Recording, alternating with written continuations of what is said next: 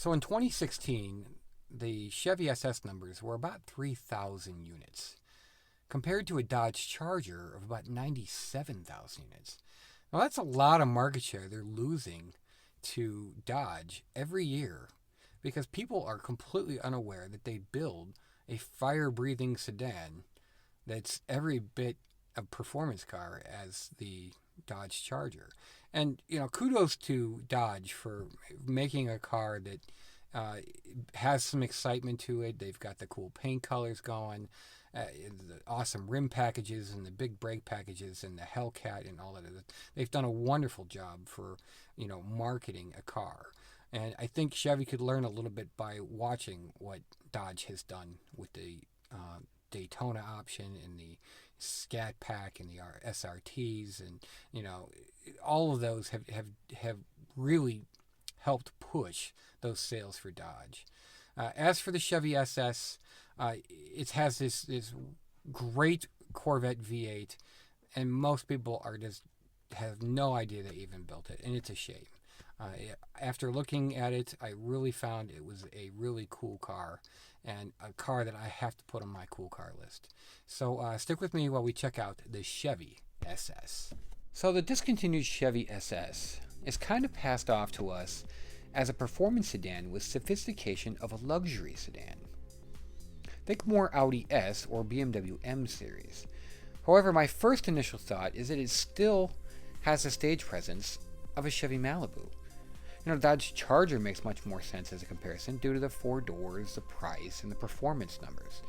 And speaking of the performance numbers, the SS has a 415 horsepower 6.2 liter V8, giving you a 0 to 60 time of about 4.5 seconds and a quarter mile time of about 13 flat, giving you fuel mileage of 14 city and about 22 highway. Now, you also have these nice grippy Brembo brakes at the corners to stop the almost 4,000 pounds and a respectable 120 feet from 60. Now add in a magnetic ride control for handling, which gives you tour, sport, and performance settings for the suspension, as well as enhancing your exhaust noise for the sport and performance mode. Now cap it all off with a 19 by 8.5 inch front wheel and a 19 by 9 inch rear wheel on summer tires, and what you have is a very well balanced Chevy SS. So as you make your way to the interior, you're immediately impressed with the use of materials such as the glossy trim pieces. You also have this plush suede door panel or Alcantara with its red contrast stitching. You have this beautiful 8-inch touchscreen display with navigation, heated and ventilated seats, dual zone climate control. You also have an available manual transmission, which the Dodge Charger does not even offer.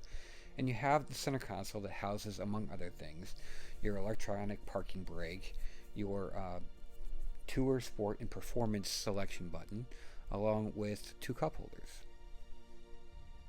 You have a nice leather center armrest with contrast stitching with its aux and USB port. You have a heads-up display, forward collision warning, lane departure warning, blind spot monitoring, voice recognition navigation, a 9-speaker Bose premium audio system, a rear backup camera with rear cross traffic alert. You have automatic parking assist, and you have an available built-in Wi-Fi hotspot. You have a decent sized glove box. You have this real nice red contrast stitching that runs across the dash with your Alcantara or suede and the SS logo.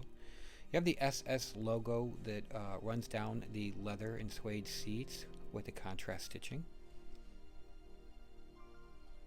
It's really a nice seat. It holds you in really well, I felt. Now all the materials carry over to the back, which is nice to see.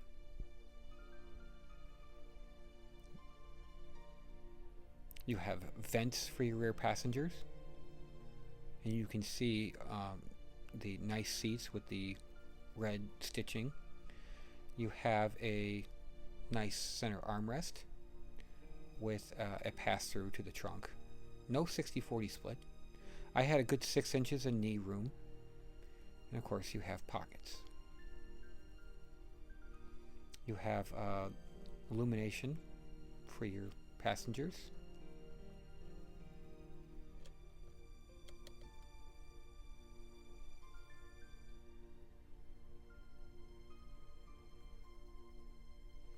Now, as far as trunk room, it's a big car. It's a full-size car, so there was plenty of room, and you get a good shot at your pass-through from the trunk.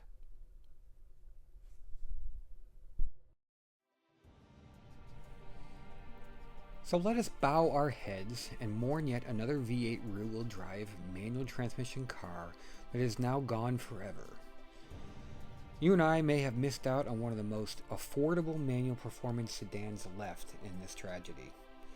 We lost yet another well-balanced V8 rear-wheel drive sedan that was right there with cars that were tens of thousands of dollars more. Thanks for watching.